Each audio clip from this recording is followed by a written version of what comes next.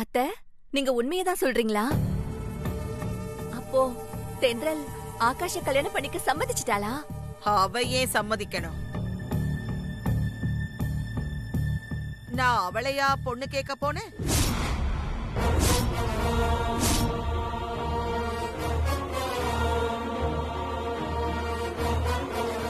என்ன ஆண்டாள் குழப்புற?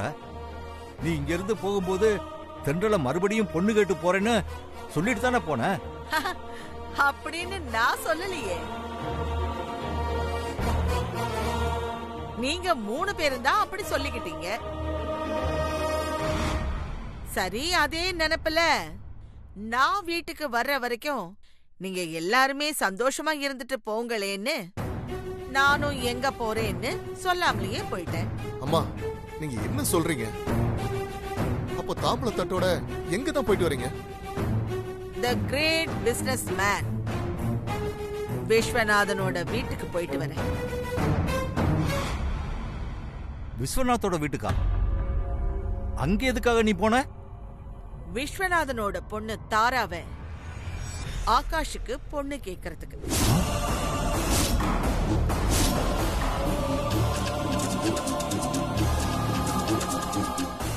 ஆகாஷ கல்யாணம் பண்ணிக்கிறதுக்கு தாராவும் சம்மதிச்சுட்டா, அவங்க அப்பா விஸ்வநாத்தும் சம்மதிச்சிட்டாரு.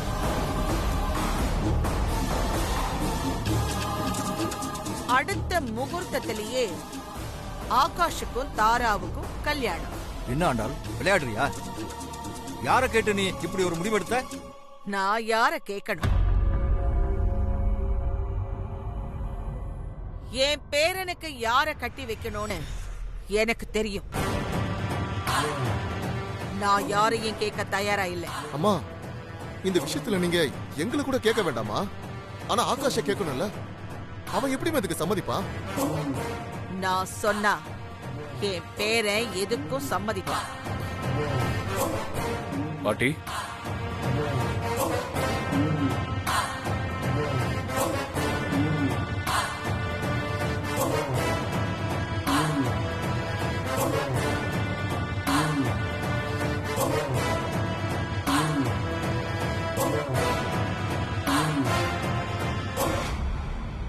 இப்ப நீங்க சொன்னதெல்லாம் உண்மையா? ஆமாப்பா. என்ன பாட்டி இப்படி சொல்றீங்க? தென்றல மறுபடியும் என் கூட சேர்த்து வைக்கிறேன்னு நீங்க எனக்கு வாக்கு கொடுத்திருக்கீங்க. அது நான் மனசார கொடுத்த வாக்கு இல்ல. அப்போதைக்கு உன்னை சமாதானப்படுத்துறதுக்கு சொன்ன வெறும் வார்த்தை.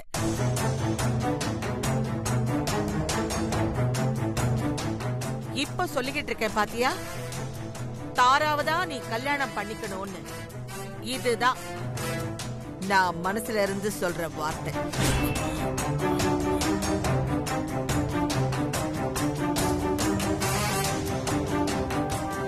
என்னோட இந்த முடிவு இப்போதைக்கு உனக்கு கொஞ்சம் கஷ்டமா தான் தெரியும். ஆனா போக போக உன் வாழ்க்கைக்கு இதுதான் சரியான முடிவுங்கிறத நீயே புரிஞ்சுப்ப. அந்தஸ்து, தகுதி, தராதரம் எல்லா வகையிலையும் உனக்கு இந்த தாராதான் பொருத்தமானவன்.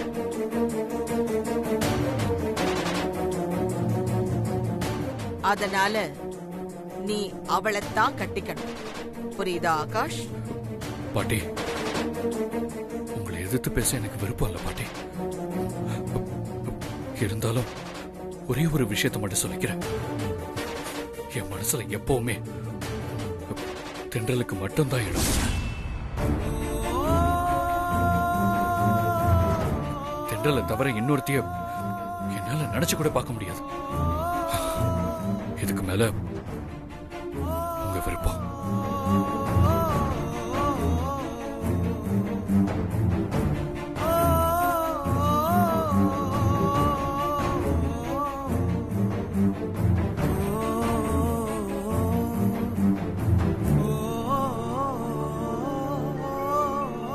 ஆண்டாள், ஆகாஷ் சொல்லிட்டு போனதை கேட்டியா? தென்றல் இடத்துல இன்னொருத்திய யோசிக்கவே முடியாதுன்னு சொல்றான். ஆகாஷோட வாழ்க்கையில மறுபடியும் விளையாடாத ஆண்டாள். பாவம் அவன்.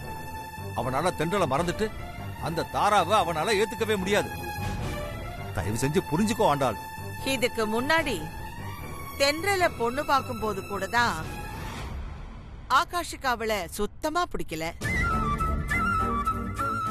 அப்புறமா போக போக அவதான் வேணும்னு அடம் பிடிக்கலையா? அதே மாதிரி போக போக ஆகாஷுக்கு தாராவை பிடிக்க ஆரம்பிச்சிடும். அதுக்கப்புறம் அவன் தென்றல சுத்தமா மறந்துட்டு தாராவை கல்யாணம் பண்ணிக்க சம்மதிச்சிருவான்.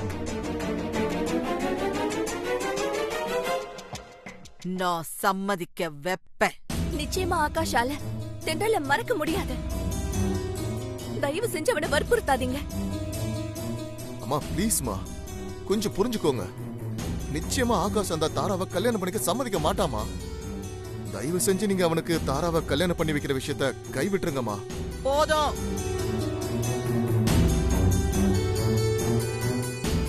ஆகாஷ் கல்யாண விஷயத்துல நான் எடுக்கிறது தான் முடிவு. நீங்க யார் என்ன சொன்னாலும் என் முடிவுல இருந்து நான் பின்வாங்க மாட்டேன். வெட்டியா புலம்புறத விட்டுட்டு அவங்க போய் வேலைய பாருங்க.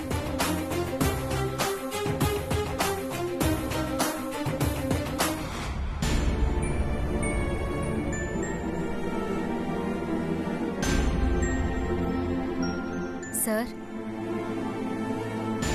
சார் சாப்பிட வாங்க சார்.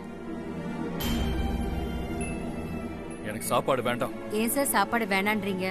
மாதவி அம்மா உங்களை சாப்பிட கூட்டிட்டு வர சொன்னாங்க சார். வந்து சாப்பிடுங்க சார். நான் தான் வேணாம்னு சொல்றேன்ல. போங்க இங்க இருந்து.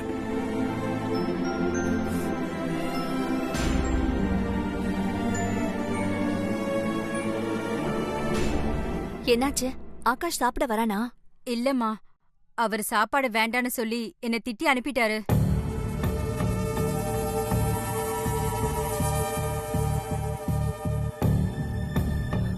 சரி, நீ போ. ம்.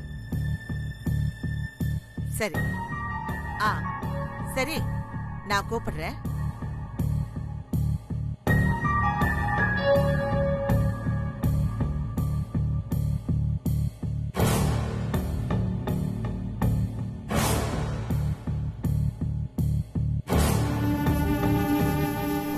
ஆகாஷ், ஏன்பா? ஏன் சாப்பிட வரமாட்டேன்னு சொல்லிட்ட?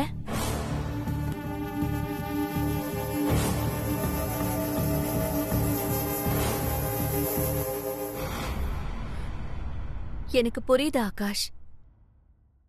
உன்னால எப்பவுமே தென்றல மறக்க முடியாது. ஆனா இது உன் பாட்டிக்கு புரியலையே. அவங்களுக்கு உன் வாழ்க்கையை விட அவங்களோட வீம்புதான் முக்கியம். அதனாலதான் மனசாட்சியே இல்லாம இப்படி ஒரு முடிவு எடுத்து வச்சிருக்காங்க. இப்பவாவது உன் பாட்டி கிட்ட எனக்கு தென்றல் தான் வேணும், அவளை தவிர வேற யாரையும் நான் கல்யாணம் பண்ண மாட்டேன்னு தைரியமா கொஞ்சம் பேசுவேன்னு நான் எதிர்பார்த்தேன். ஆனா நீ என்னடான்னா, தென்றலை என்னால மறக்க முடியாது, அதுக்கு மேல உங்க இஷ்டம்னு பொத்தாம் பொதுவா சொல்லிட்டு அமைதியா இப்ப இங்க வந்து உட்கார்ந்துட்டு இருக்க. இப்படி நீ சாப்பிடாம கொள்ளாம பட்னியா கிடந்தா மட்டும் உன் பாட்டி அவங்க முடிவை மாத்திப்பாங்கன்னு நினைக்கிறியா? அதுக்கெல்லாம் வாய்ப்பே இல்ல ஆகாஷ். நீ தைரியமா உன் பாட்டி கிட்ட வந்து, நான் தென்றல தான் கல்யாணம் பண்ணிக்குவேன், உங்க இஷ்டத்துக்கு அந்த தாராவெல்லாம் என்னால கல்யாணம் பண்ணிக்க முடியாது, அதனால அந்த முடிவை இப்பவே நீங்க கைவிட்டுடுங்கன்னு உன் பாட்டி கிட்ட போல்டா பேசு ஆகாஷ். அப்பதான் தென்றல் உனக்கு கிடைப்பா.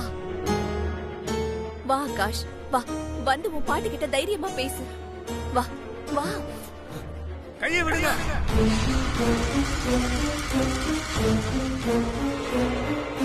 நானே ஏற்கனவே டென்ஷன்ல இருக்கேன். இதுல நீங்க வேற எரிச்சலை கிளப்பிட்டு இருக்கீங்க. போங்க இங்க இருந்து. இல்ல ஆகாஷ், அம்மா சொல்றது கொஞ்சம் கேளுப்பா. இப்போ முதல்ல இங்க இருந்து போக போறீங்களா இல்லையா? கிளம்புங்க.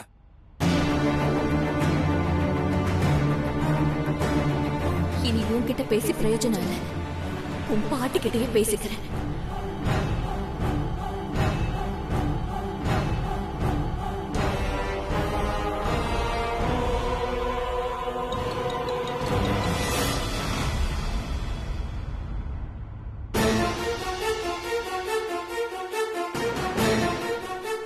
இப்போ உங்களுக்கு சந்தோஷமா? அநியாயமா என்கிட்ட இருந்து என் பிள்ளைய பிரிச்சு வச்சீங்க.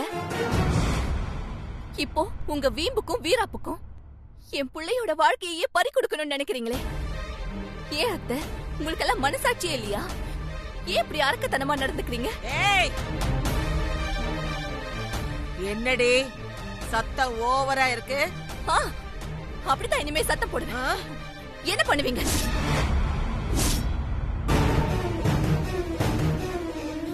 போதும். இத்தனை நாள் உங்க முன்னாடி கூனி குறுகி பயந்து நின்னதெல்லாம் போதும். இனி நான் அப்படி இருக்க வேண்டிய அவசியம் இல்ல. இதோ பாருங்க அத்தை, உங்களை பார்த்து என் புள்ள வேணா பயப்படலாம், நான் பயப்பட மாட்டேன்.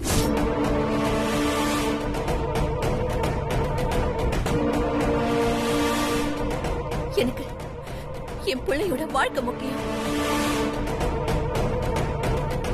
அவன் ஆசைப்பட்ட மாதிரி தென்றல தான் அவன் கல்யாணம் பண்ணிக்கணும். உங்க இஷ்டத்துக்கு கண்டவள எல்லாம் கல்யாணம் பண்ணிக்க கூடாது. அதுக்கு நான் சம்மதிக்க மாட்டேன். ஏய், நீ என்னடி சம்மதிக்கிறது? ஆகாஷ் என் பேர. ஆ, அதுக்கு முன்னாடி ஆகாஷ் ஏன் புள்ள. அவனை 10 மாசம் சுமந்து கஷ்டப்பட்டு பெத்தவனா. நான் பெத்ததுனாலதான் அவன் உங்களுக்கு பேரன்.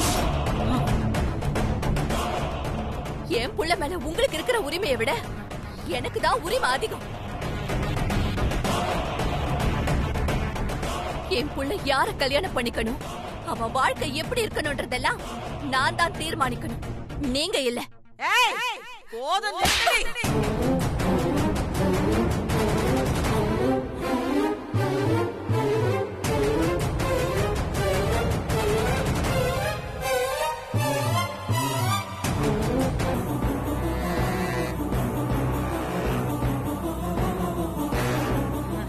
நானும் பாத்துக்கிட்டே இருக்கேன், ஓவரா பேசிக்கிட்டே போற. என்ன பார்த்தாலே பயந்து நடுங்கிறவ நீ. இன்னைக்கு இவ்வளவு தைரியமா எதிர்த்து பேசுற?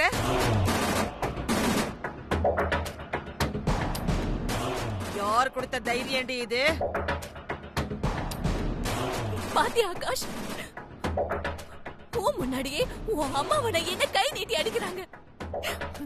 இப்பவாவது உன் பாட்டிக்கிட்ட நியாயத்தை கேட்க மாட்டியா? என்னத்தை கேட்க சொல்றீங்க?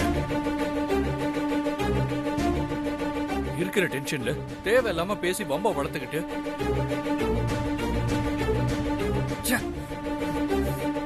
வீட்டுல இருக்கவே எனக்கு பிடிக்கல.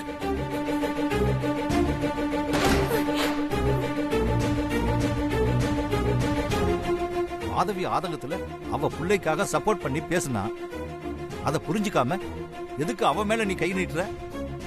இதெல்லாம் ரொம்ப தப்பு. மரியாதையா அவகிட்ட நீ மன்னிப்பு கேளு. என்னது?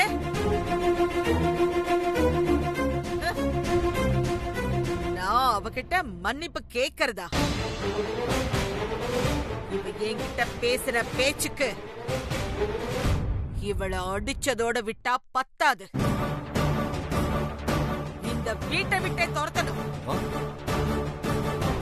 உன்னை அடிச்சு கொன்னாலும் ஏன்னு கேட்க நாதி இல்லாத நீ என்னை எதிர்த்து கேள்வி கேக்குறியா?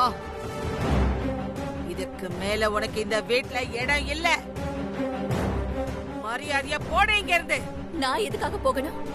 இது என் புருஷ வீடு. அவரை வந்து சொல்லுங்க, அதுக்கப்புறம் நான் இங்க இருந்து போறேன். ஏய், அவன் என்னடி சொல்றது? இது என்னோட சாம்ராஜ்யம். இனி உன் புருஷனை தடுத்தாலும் நான் உன்னை இருக்க விட மாட்டேன்.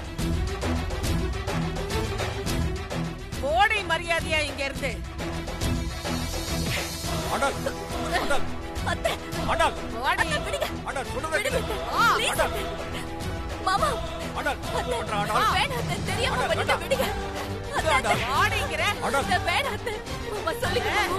மாமா வெளியே இருக்கக்கூடாது. அண்ணா, என்னையா எதிர்த்து பேசுற? அண்ணா, வாடி மரியாதை. அத்தை, please அத்தை. விடு அண்ணா. அண்ணா, அண்ணா. ஐயோ மாதவி, பாருங்க. இனிமே நீ இந்த வீட்டு பக்கமே வராது. எங்கேயாவது போய் தெரு தெருவா பிச்சை எடு.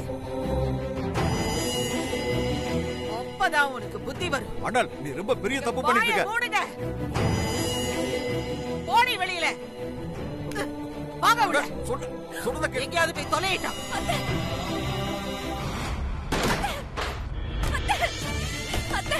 அத்தை, கதவை திறங்க அத்தை. அத்தை, கதவை திறங்க அத்தை. அத்தை, அத்தை, கதவை திறங்க அத்தை. மாமா, அத்தை கிட்ட சொல்லுங்க மாமா. ப்ளீஸ் மாமா. அத்தை, என் வீட்டுக்காரர் வந்ததும் எதுவா இருந்தாலும் பேசிக்கலாம் அத்தை. ப்ளீஸ் அத்தை. அத்தை, கதவை திறங்க அத்தை. மாமா சொல்லுங்க மாமா. அத்தை, என்ன வெளியே அனுப்பிடாதீங்க அத்தை.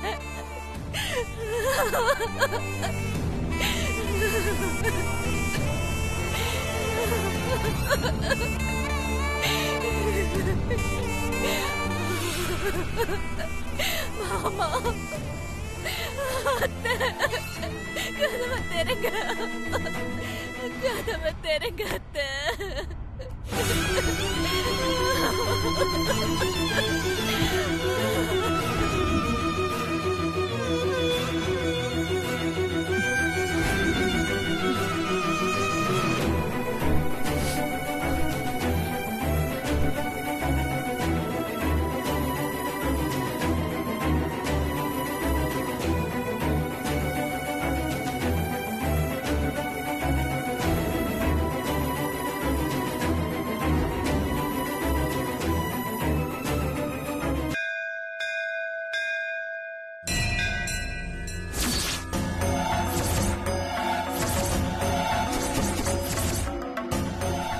என்ன ஏன் இப்படி படைச்ச? நான் அப்படி என்ன பாவம் பண்ண? எதுக்காக என்ன இப்படி சித்திரவதை பண்ற? ஆரம்பத்துல என் அப்பா அம்மாவை என்கிட்ட இருந்து பிரிச்ச. என் கூட பிறந்த தம்பியையும் அல்பாயுசுல சாகடிச்சிட்ட. கட்ட புருஷனையும் எனக்கு துரோகம் செய்ய வச்சிட்ட.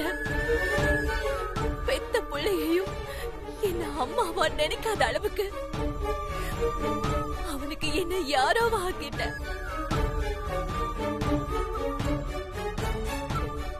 என் புள்ள கண்ணு முன்னாடியே என் மாமியார் என் கண்ணத்துல அரைஞ்சு என்ன வீட்டை விட்டு வெளியே துரத்திட்டாங்க.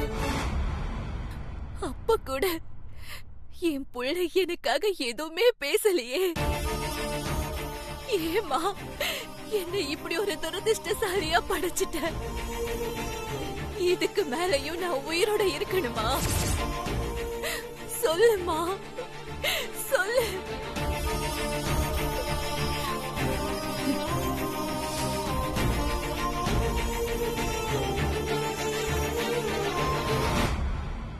இது வரைக்கும் நீ என்ன நிம்மதியா தான் வாழ விடல. நிம்மதியா சாகவாவது விட. இப்பவே நான் உன் குளத்திலேயே மூழ்கி செத்து போயிடுறேன்.